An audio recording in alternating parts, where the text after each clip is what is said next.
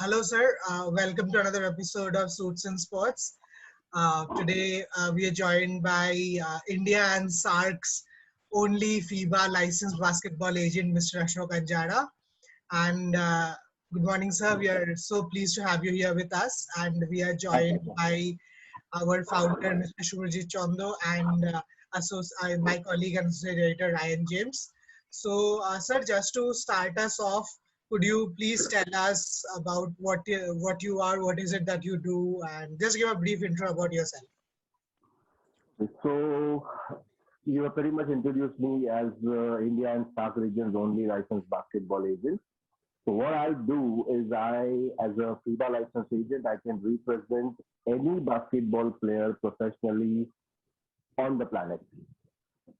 And that doesn't include NBA players because to represent NBA players, you need a NBA, NBPA, National Basketball Players Agent License. That is the different license because just a little education for basketball fans. FIBA is the global body for basketball in the world, and NBA doesn't come under FIBA. NBA is a league like how uh, IPL is a league and ICC controls cricket in the world. If I can give that analogy, because most of our people understand the cricket terms more better. So to be a NBA agent, there is a separate exam, separate license test, and a FIBA agent is I can sit here and I can represent a player somewhere in Nigeria or somewhere in South America, any part of the world I can. So that's what I am, a FIBA licensed basketball agent. So, sir, I think the question which has put us off. So, say this is like we are talking not like a webinar. We are just a formal person to talk and all right. So, we are very formal way to be talking. And so, I think the question should be because I know you are like you are one of the I think one of the Indian. Firstly, you are the Indian, then you are the one who are representing the SARC, and it's very like if any sports person here, the sports enthusiast who are the coming students and all, they will be amazed to know like you are the only one who are in the SARC region who are representing the full basketball federations. So we have met many football lawyers, football agents, right, for India and all. But you are the first one from a different different sports background, and that's also a single individual specialized. So I will ask you how from India you moved toward the FIFA. How was the journey? Okay, firstly, I don't know whether I should be even proud of hearing the term every time again and again for the last 3 years, 4 years. The only licensed basketball agent, though it's no longer a matter of pride because I'm surprised why isn't anybody else in India picking this up? So for me, it's no longer a matter of pride actually because even when I went to give my exam in Geneva, Switzerland, where the FIBA headquarters is, they were surprised that in a population of 1.3 billion, why is there only one Indian?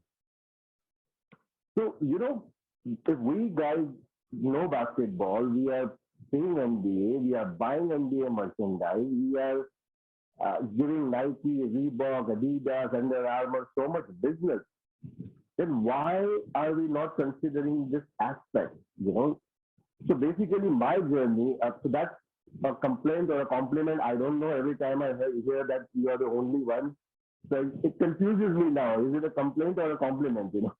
But it's nothing to be proud of anymore because I wish more people would pick up from me and do it more because the more FIBA agents we have, the more pair of eyes out there are looking for scouting for talent. Now I am alone. I can't be doing too much. I can only be in one place at one time. So coming back to your original question now, how did I manage to do that? So I myself have been an ex-basketball player. I played my whole life, but back in the day, in the 90s, you could only get this much in terms of basketball. Either you could end up with a job in railways, a bank, or income tax, etc. And that was not what I was looking for. I was planning to, do something else. And luckily, I got a break. I got a chance to go abroad. So pretty much most of my part of my 20s and 30s I've spent between London and New York. And being there, getting exposed to the real NBA, because we have been just seeing it on TV all our lives. And to actually go and see there and experience the magnanimity in like real, the huge ground, the whole presentation the Americans make, and the matches, the players that you have been idolizing and seeing on screen, buying their signature shoes. I mean, you're just literally like a few feet away from them, and it's unreal. So then I was working full time, and then basketball was always a passion. And because passion doesn't have a price, I decided to follow my passion eventually. So I was building it up, and then I ended up 3 years, 4 years ago. I decided that okay, now I'm in a phase where I can follow my passion. And then I did my sports management module from Columbia University. Then I did the anti-doping certificate from University of Lausanne. And then I did my FIBA basketball agent course. So it's a very simple thing. It's basically you download the material, you study it, and then you go and give your exam. It's either in Singapore, it's either in America, or it's in FIBA headquarters in Switzerland. It's little half an hour away from Geneva. Beautiful place. And then you get to see the history of the game itself, because that's where the FIFA football headquarters are, FIS the hockey headquarters are. So everything is there, and you get to see the first basketball that was used there, the history, the shoes of legendary players, etc., the signed jerseys, everything you imagine is there related to the history of basketball. So I was very lucky because I was living in London, so for me to hop onto a flight, it was just a 1 hour flight to Geneva. Went there, gave my exam, I passed, and then there it is. Now I can boast of being India's only FIBA agent, you know. So that's how my journey started in becoming an agent.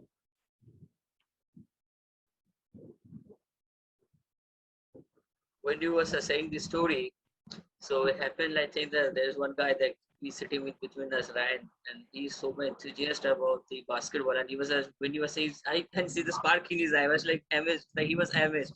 So I think Ryan has some question for you, because he's also a university level player, and he also have a law. He's a lawyer also, it's upbringing lawyer. So a law student, and so he's trying to pursuing a sports law degree. So I think he has some question to you. Please bring it on. So yeah, so firstly, especially your regards, so when you said as to how, considering our population, the number of people that actually went, actually even I was stoked by that. Because actually, if you notice, in India, I think almost basketball is one sport that is played in almost every university. Like in Bangalore also, for example, I think more colleges play basketball than cricket also.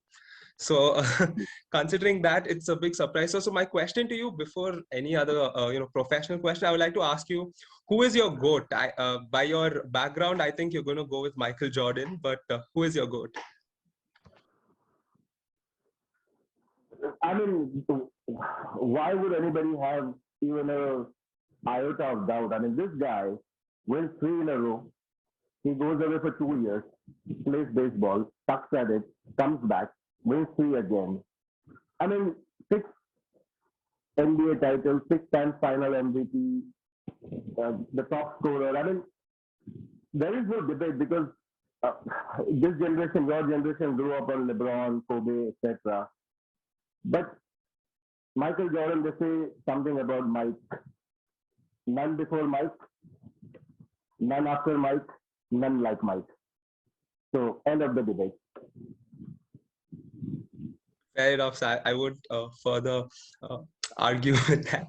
So my question to you, sir, actually is, I've actually always had this doubt, and I think a lot of them have the same doubt as well. So my example I would like to give here is football. If you notice, whenever a player is transferred, there is a good possibility that, a transfer fee is set. Like, I think sometimes you pay 100 million for Ronaldo, 150, 200 for Neymar. There was a transfer fee when they moved from one team to another. So why doesn't the NBA have such a transfer fee? That's my question that's always been there. So the concept of transfer fee in football is because there are cross-continental sometimes. No, sorry, not cross-continental. I mean, they are like across countries. Like From Spain, he is going to Italy. From Italy, he is going to England in the EPL, etc. In NBA, he is going to another city within America. So it's called a trade basically, and there are certain cash considerations which is not obviously every time out in the open. So the NBA, the trades with the teams work like this. Okay, so if I wanted Devin Booker to come to Lakers from Suns, then because he's hot property right now, Devin Booker. So because I want him desperately, I will pay through my nose for it. You, Phoenix Suns, to sell your best player, you will demand a price. So, okay, we want $50 million for him, and we want future 2 picks. So in the future, if Lakers have in the NBA lottery pick, they have like the 7th pick and the 9th pick, and the Suns have the 22nd pick and the 40th pick, then they would say that we need those 2 picks from you. So what happens is this kind of trade happens, but it's usually the amount of money involved in the trade. So they don't use the term transfer. In basketball, it's the term used is trade. It's like Giannis Antetokounmpo is traded to Denver Nuggets, and then there is, you will somewhere read the term for cash consideration and future draft picks, plus a player or something like that.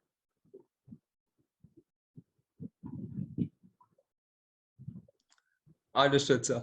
So I think my last question before I head it over to, before we shift to Subrajit sir and Kingshuk. So how important, what do you think a professional league can do in India? Like, what impact can it bring? Let's take an example of the IPL. If there was no IPL, we wouldn't have found a Jasprit Bumrah. He would have been playing somewhere in Baroda. If there wasn't an IPL, we wouldn't have found Rishabh Pant. We wouldn't have found whoever the young Siraj and Natarajan. So if there are playing opportunities, firstly, talent is nothing without opportunity. You might be mighty talented guitarist, you might be a mighty talented pianist, you might be a greatly talented singer, but if you never get an opportunity to show that talent, what good is your talent? So more the playing opportunity, more the talent that comes up in the front, the more easier your choice to pick from. Because when a league happens in India, because India, if you are not aware, India is the only country with the highest numbers of sports leagues. The highest numbers of sports leagues.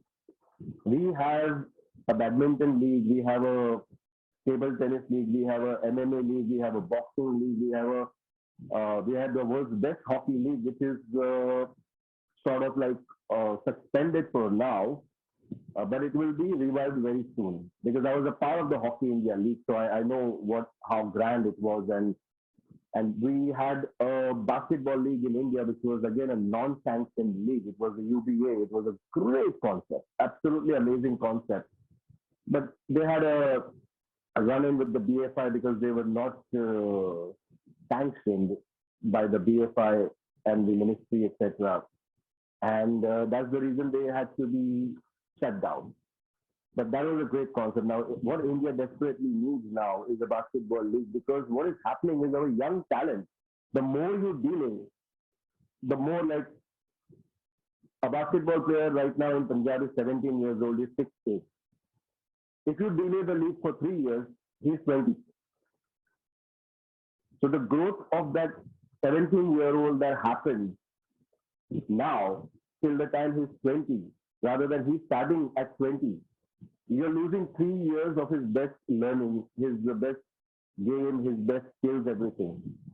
So that's the difference. That's why a league changes everything on the ground in terms of players, opportunities, talent.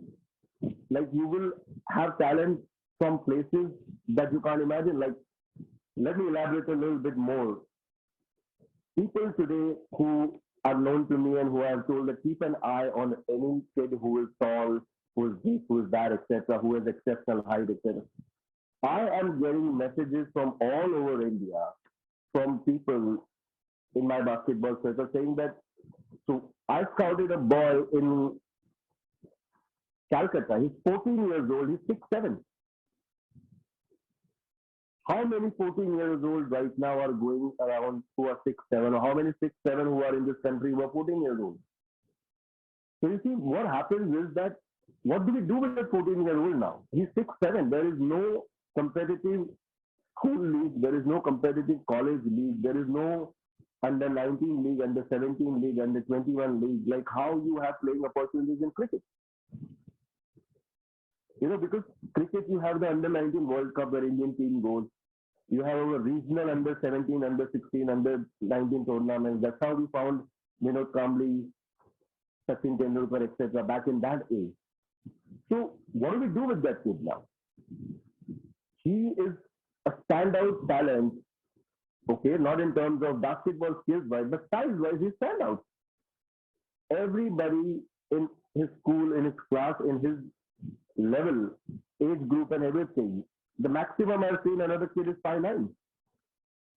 He's 6'7", he's 14 years old. So you can imagine by the time he's 19, when his growth stops, he has the potential to reach 7 feet tall. And if we start training him now, then you can imagine by the time he's 19, what level of a player he will become. So that's why leagues are very, very important. Otherwise, talent like this dries down. Then if he doesn't find playing opportunities, his parents are going to push him to having a career, MBA, engineering, medical, etc. Then we have lost a tall kid who could have been the potential next NBA player from India.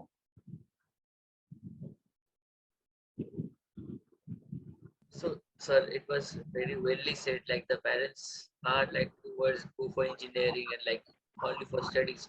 For example, if you take also myself, I used to play for Sports Council of India. Though I used to play football, so I played from age of 6 to till my class 10, and then it was something like parents was like, no, there is no story of success in sports. You have to go for this lawyers or something like that. But at the end of the day, I came up with sports law degree. Then I studied. I'm in touch with this sports law. But when I was UK for a certain period of time for my studies, and I was there for certain jobs also. But I have seen like in there, like the Western culture, even like with the parents, they are the one. They also push students for their children for sports also. But if you find this thing in India, there is rare to rare family will find that they are pushing their child to go. You can do something in sports, right? So another like so you are, and then another point which you mentioned, like the 6'7" student, like a child from Calcutta, and the league is the one which is big. We need a league for that, so we can bring so many of this type of candidates. So I want to ask you one thing here. Like there is one player who came from India. I still remember he was so hyped that time, Satnam Singh in NBA. And so then what happened? What was the mistake he was concluded there? And that was after being a so much in name, so much hype in media, then everything was destroyed. Actually, Satnam was exceptional in terms of size. He was 7 feet tall when he was 17, 18 years old. So what NBA did was NBA took him through the program. They sent him to the academy in Florida, etc. And he was on the right track. But it's like if I can put it in very unpleasant terms, like it was a disaster for Satnam because he was not ready for that level. His skills, his size, etc. His skills were there, but his size was there. Sorry, but his skills were still not developed to be at that level because you are putting a 18, 19-year-old who is playing at the Indian national level, which is like, where there are 2 or 3 teams which have been ruling Indian basketball forever. Punjab, Kerala, Tamil Nadu, and Rajasthan to an extent. Back in my day, Maharashtra was a very, very powerful contender, but basketball is dying down in Maharashtra, you know. So from this level, it's like you are taking a kid from the under 19 World Cup level 6 to play against the likes of the fastest bowler in international cricket. So he has never played at that level. And when you take him from here directly to there, it's like you're riding a cycle and I give you a Ferrari car which can go up to 360 miles per hour. So you see, the whole progression of Satnam was not done in a way. I think he was rushed into it due to the marketing desire of NBA because they wanted to enter India in a big time. India is a huge market for them. China, they have taken over. NBA is massive there. You have Chinese players who have played in the league. The first one was Wang Zhizhu, and then you had, of course, the great Yao Ming. So, you know, China has Yi Jianyan. He's a great player. He was playing till 3 years ago. So they were legitimate talents. Yao Ming was amazing. So what happened with Satnam was he was rushed into it. And even though the whole thing that first Indian to be drafted in the NBA, Dallas Mavericks, etc., he actually never played a single minute for Dallas Mavericks. He was immediately assigned to the NBDL, which is now called the G League. So back then he was assigned to the National Basketball Development League. So basically that is the feeder system to the NBA team. So this is the NBA team, main team, Chicago Bulls, and then they have the Windy City Bulls, which is the B team. So the players that they have selected, but they cannot put in the playing roster, they put it in the B team, and there they play in the minor league. And whenever one player is injured from here, they don't look for a trade from another team. They bring this player from the B team into the A team.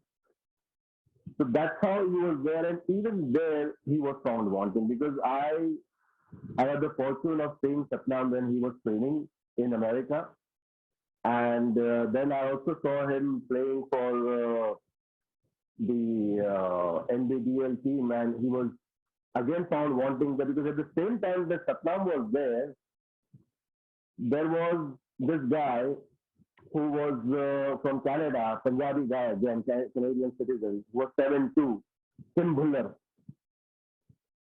Okay, and I was watching them go head to head, and Tim Bhullar was eating Satnam for breakfast. Tim Bhullar eventually went on to play for Sacramento Kings on a 10-day contract. So you see, he was fast track into now. Tim Bhullar being born and brought up in Canada, he has another younger brother, Tanvir Bhullar. Tim is 7'2", Tanvir is 7'1", both brothers. So Tim Bhullar came through a system in Canada where he was playing for his school, high school, college, and then he went and he played in the NBDL, and then he was drafted into the NBA. So his progression was perfectly timed in terms of skills, in terms of his temperament, in terms of his ability and physicality to play against NBA. Mind you, NBA is a very, very, very physical league. It's a very physical league. You cannot just go there and start playing. The talent and the athleticism of these players is at another level. They don't get this kind of crazy money just because they are looking pretty. They are supremely talented athletes. The athleticism is a different level. So when you put a kid from Punjab into the academy and then straight draft him into the NBA, I think it was not right for Satnam. It was not right for Satnam because I think if he was handled better, then he would have been a much, much better talent. But let me tell you something very interesting. We all know that it was Satnam Singh who went to and played for the NBA first from India, right? Correct? That's what our common knowledge is. But do you know the first guy to actually dribble a ball and play in any NBA level game was Palpreet Singh Brar. Are you aware of this? So are you referring to Abhishek Bachchan playing the All-Star game? Palpreet Singh Brar. How many of you Palpreet Singh? Sorry, sir? Palpreet Singh. Even as I told, a young basketball university player, he seems does not know. So I also don't know. Like, This is the thing, like, I think that Palpreet Singh Brar is the most skillful athletic player India has ever produced. Okay, and the next best is Amjad. They are both from the same batch. All right.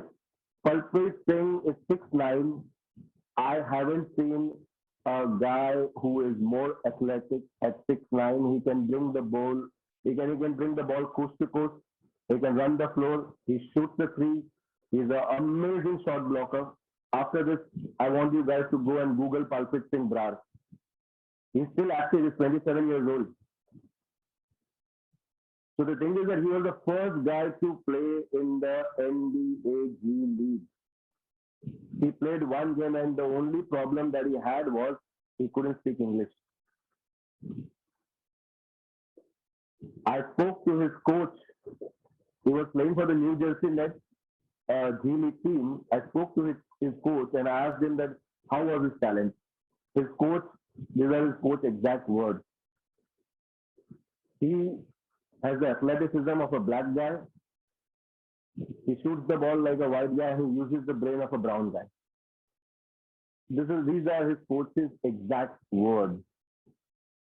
So you see, the thing is that if NBA had focused more on Amjad or Palpreet, Amjad did went and play 3 seasons for the NBA G League team. He did, yeah. So the thing is that if NBA had focused on the right talent and not fast tracked or tried to give a crash course to Satnam, I think we would have had a quality NBA player playing in the NBA today. Satnam would have eventually followed, but he was rushed into it. He was rushed into it, and sadly, it was Satnam who suffered the most because NBA didn't suffer because Satnam didn't make it big. It was not NBA's loss. It was Satnam's loss. It was India's loss. So NBA doesn't care. They don't need a player from India, honestly. I mean, do we need a Chinese player in the IPL? We don't. We may take a Chinese player to attract Chinese sponsors. That's it. He's going to sit on the bench. I mean, there was a Chinese player picked up by the Pakistan Super League. But you actually think he ever played a game there? It was just as a gimmick, a marketing gimmick, So it was never NBA's loss that Satnam didn't make it big. It was India's loss. It was Satnam's loss. And honestly, I feel Satnam's game was pushed back, 4 to 5 years. He was drafted, like 5 years ago, he was drafted. And today, where's Satnam?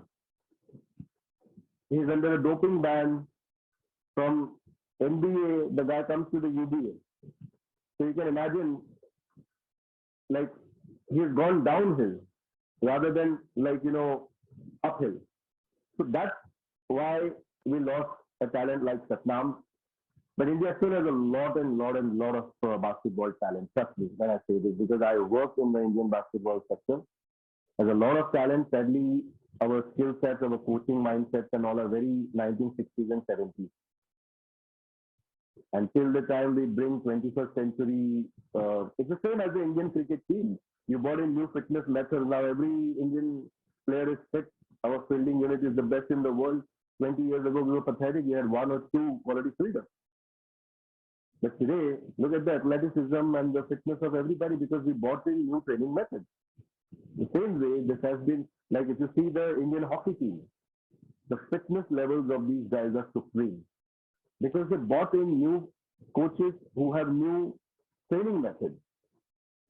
They brought in Australian coaches. They brought in, Australian physiotherapists, Australian nutritionists, etc.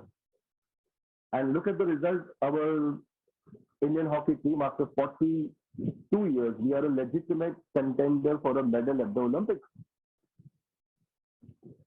So that's the story of Satnam and the NBA.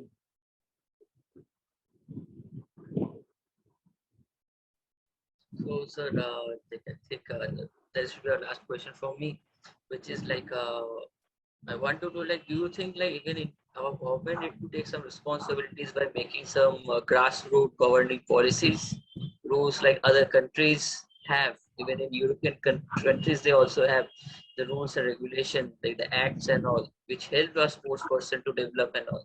So, what's your take in that? I mean, the sports policy overall is doing much, much better.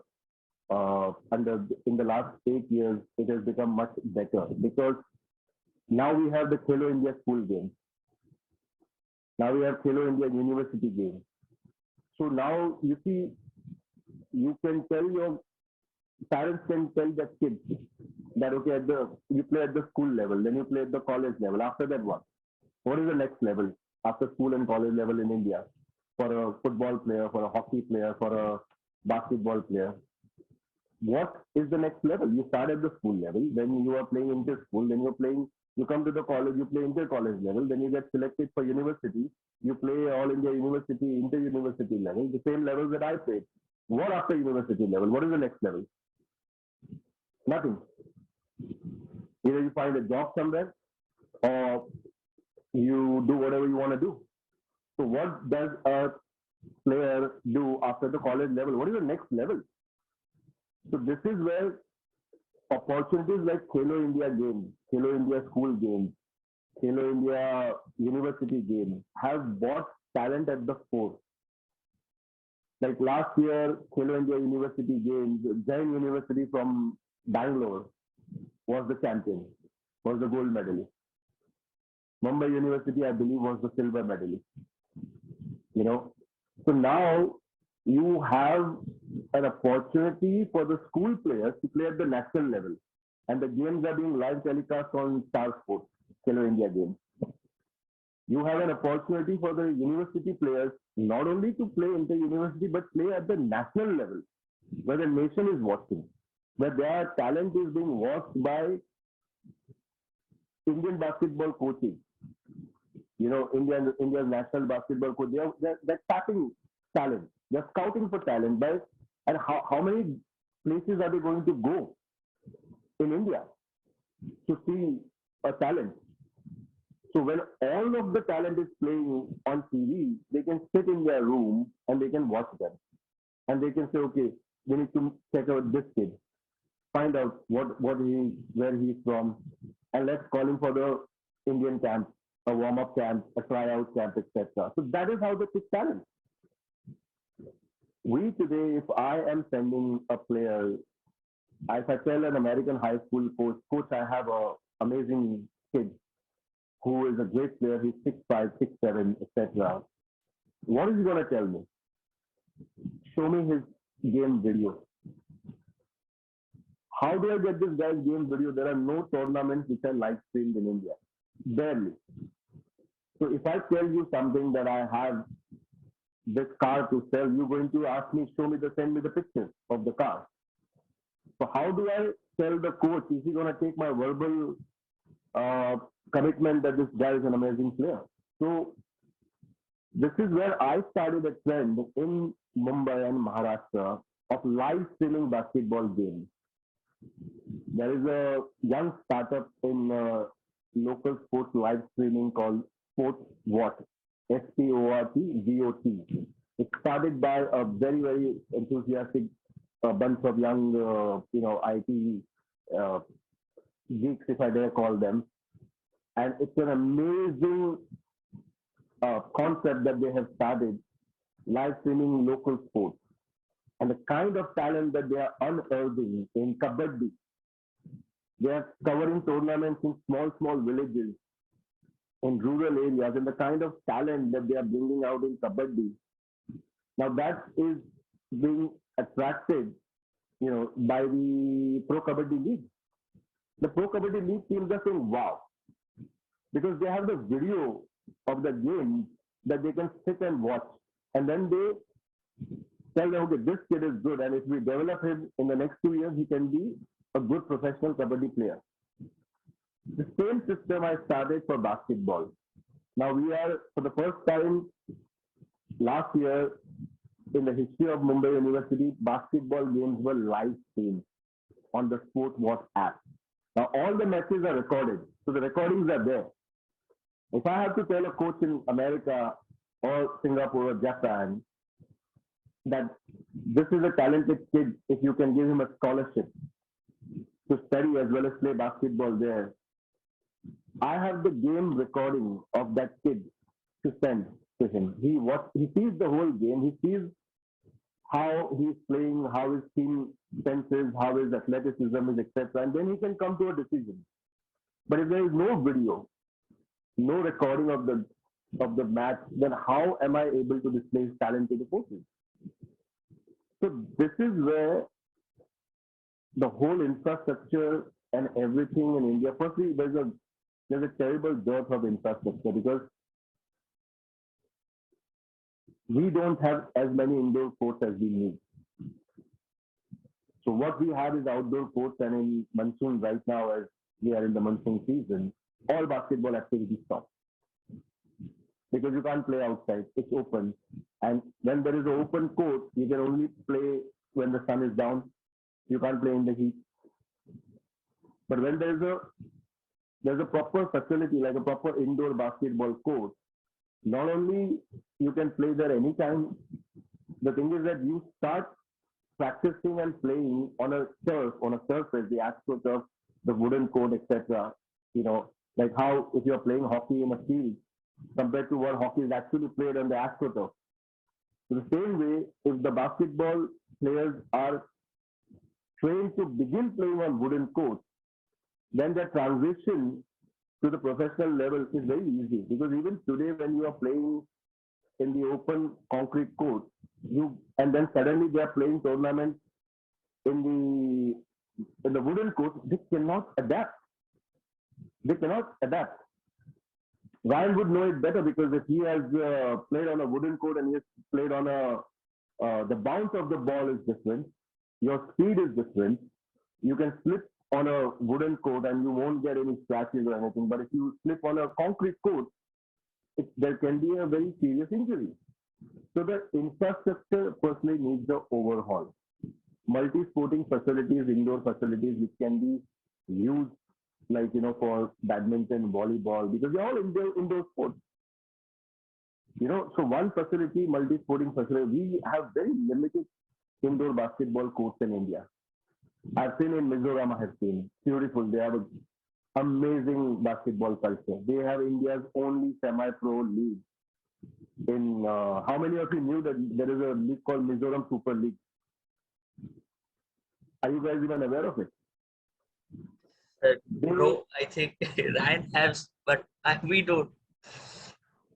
That's the irony of this thing, that the people who are doing something for basketball, even they are unknown to the basketball fans in India. I'm not even worried about the non-basketball population not knowing them.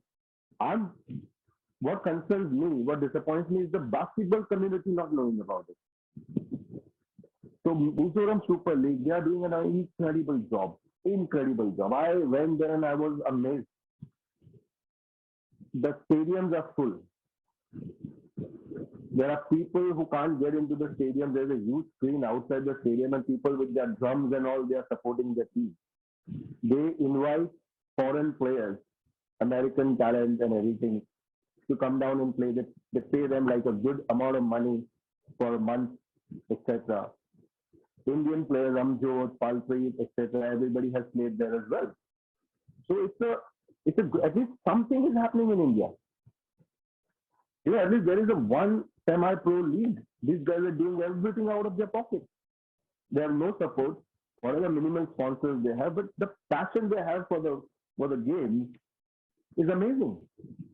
So that's why we need, firstly, there has to be an infrastructure overhaul.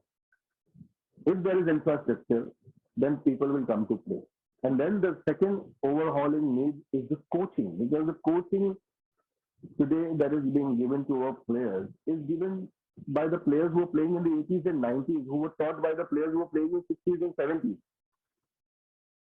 So you are teaching your students what your professor taught you. So we have to coach the coaches, teach the teachers. So there has to be a program where the coaches, we can call an American coach, which is very easy for me to do. We can call in where we can have a coaches camp where we can start training them at the basic level. That you start with a 10-year-old, this kind of drills, this kind of skills, this kind of nutrition. Because I remember I went to a basketball camp, and the concerned parents were asking me a lot of questions. We sent our child into basketball thinking that his height will grow. But 1 year of playing basketball, he's the same. He hasn't grown. Others says that you're talking about a diet and a high protein diet, but we are vegetarians. We don't eat meat or eggs or anything. So the questions, as silly as they may sound, but they're very pertinent and important questions to me. Because I'm now studying sports psychology. So for me, it's very important. And I try to explain to them that height has nothing to do with basketball. It is genetic. If that was the case, everybody would play basketball for 3 years, grow tall, and then quit. It's not like that everybody can be a pilot if they do a pilot course. But everybody can't become tall if they come and play basketball. So you see, the right kind of advice to parents at that age, because their question is, what will my child do after, school level? He will go to What after that? My child is in class 10 now. So this whole year he is not going to play. He has to study. So the balance between education and sports, they think that by playing sports, he is going to miss out on studies. So we have to have that ability to explain to them that 1 hour he plays sports is only going to be good for him mentally, physically, emotionally, and socially. If you are confining him the whole year because he's in class 10 to his just books and all, then he may get 85-90% marks, but his other development will not happen. Is he gonna quit on eating food? Is he gonna quit on watching TV because he's in class 10? Is he gonna quit on meeting family because he's in class 10? Is he gonna quit celebrating festivals because he's in class 10? No. So why should he stop sports, which is keeping him healthy and active? So you see, what happens is you have to start at that level. So the coaching at that level and the advice you give to the parents at that level about nutrition, telling the coaches what kind of drills to give, etc. Because I am shocked that today I see certain coaches just telling the kids to run 5 rounds, do some stretching, and then in 10 minutes they are playing a game. You cannot do that. There has to be at least 30-45 minutes of warming up, running, sweating out, getting your blood rushing, and then you play a 45-minute practice match. So this is why the coaching, the understanding, the infrastructure development, everything has to start now. And I think we are getting there. It is begun actually. It is not all gloomy and dark. It is begun. We lost 1.5-2 years almost due to COVID. No outdoor activity has happened. No sports, inter-college, inter-school sports has happened. But the desire for kids to play is very, very, very much there. And, they are doing whatever they can. The frustration is there, but it will come. Yes, they have not played for 2 years, but it will come. And again, the infrastructure is the first step towards it.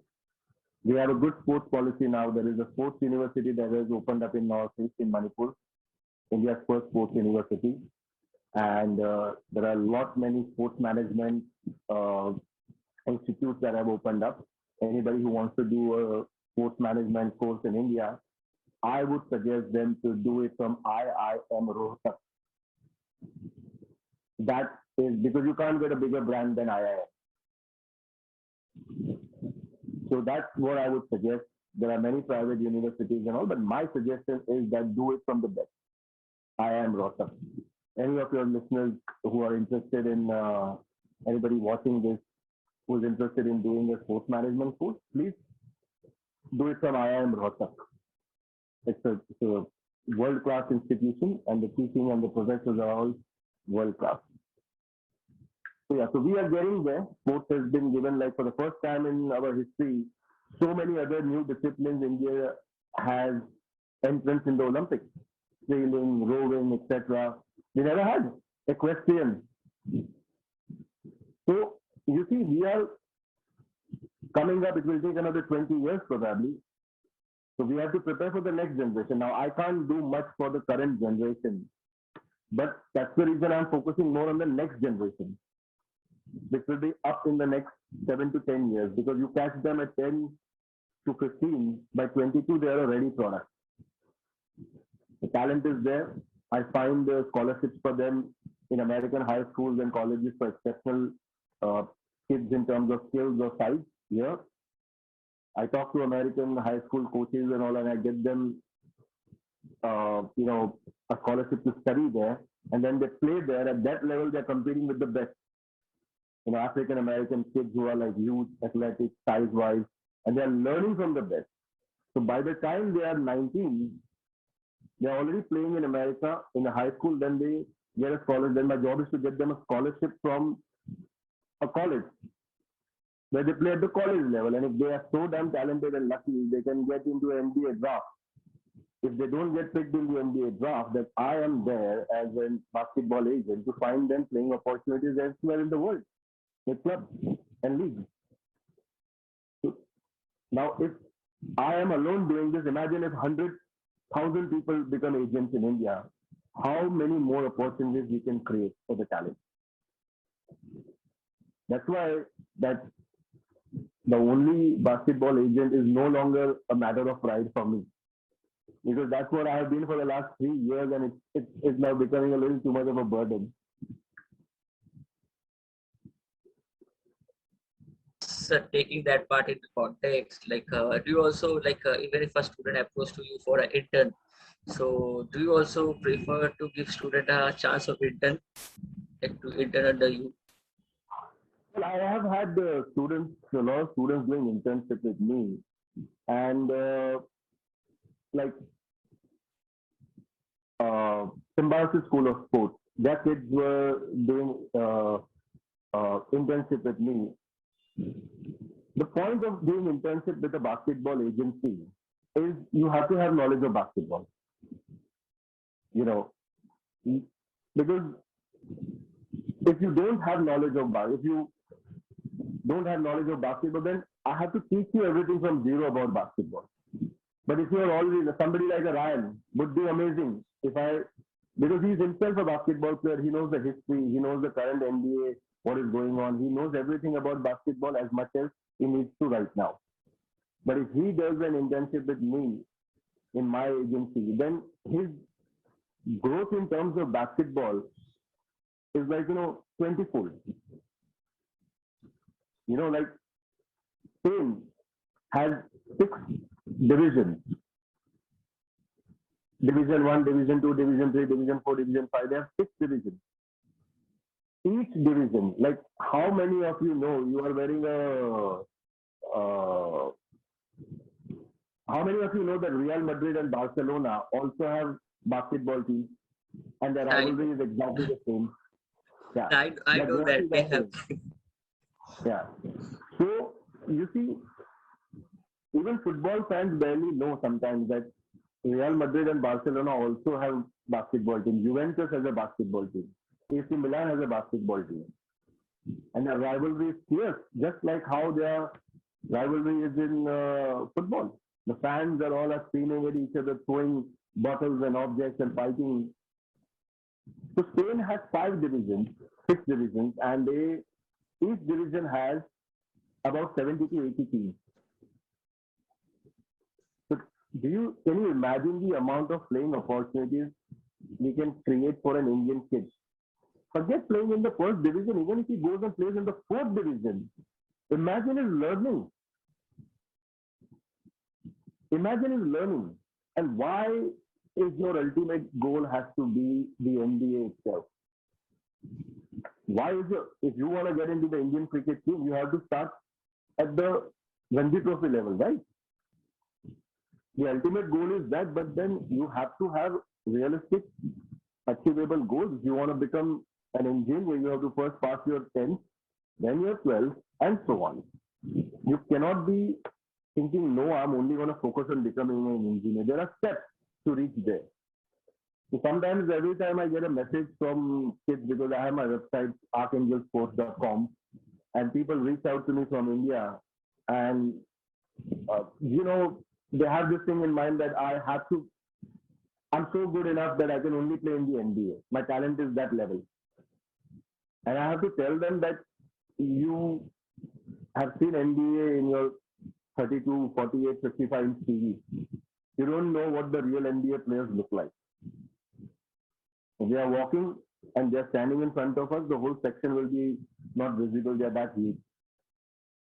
So I have to explain to them that what level have you played? Oh, I played at school level. So from school, you want to go straight to NBA.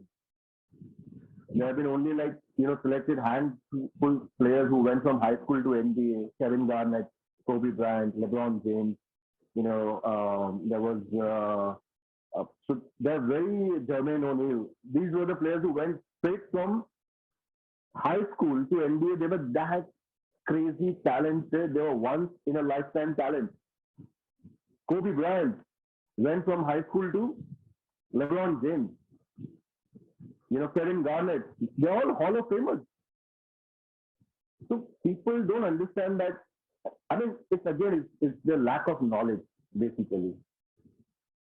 So that's why the education firstly is a must, to try to tell them that, okay, to be a race car driver, you have to first learn driving.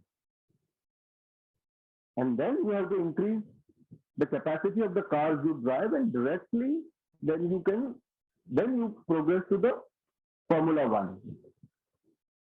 So that's how the right kind of knowledge is to be given, and that's why any intern wanting to work with me is welcome, provided that they are open to know about basketball, learn about basketball, because I understand basketball is a very new sport to some of them. They know the word basketball, they know the sport, but they don't know it as technical and detailed as I do or Ryan does. So that's why a guy like Ryan, or more people like him who are already basketball players and who have been working and playing as well, they will do better with me. Then it's like as a guy studying law is doing internship with a legal firm under a lawyer. So his learning is more there, rather than a new guy who is a arts graduate doing it with a legal firm. So it takes time for him. So that's why any of your viewers, potential sports management students who are interested in doing internship, and if you have a basketball background, you're more than welcome. I'd be happy, because I've taken students in the past and they have learned a lot, especially the ones who were basketball players who had a background in basketball. So please feel free to reach out anytime, and I'll give you my details.